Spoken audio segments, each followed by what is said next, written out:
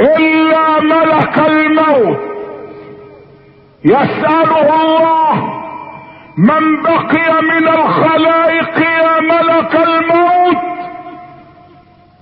يقول: الهي لم يبق الا جبريل وميكائيل واسرافيل وعبدك الماثل الان بين يديك.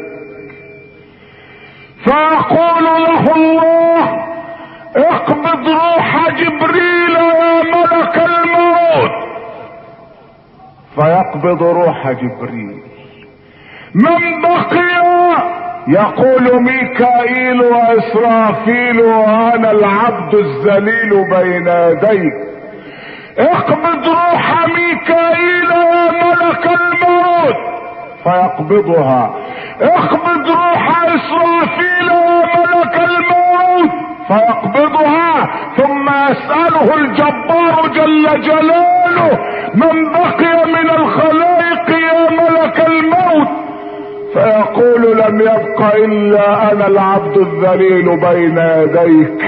فيقول له الله: مت يا ملك الموت. مت يا ملك الموت. فيموت ملك الموت. وعندما يشعر بسكرات الموت يقول: وعزتك وجلالك لو كنت اعلم ان سكرات الموت شديدة هكذا لطلبت منك ان تعافيني من قبض ارواح العباد.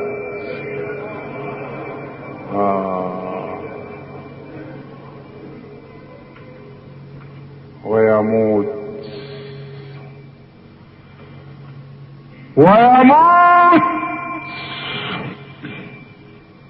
يموت ملك الموت. وينظر الله الى الدنيا وهي خاوية على عروشها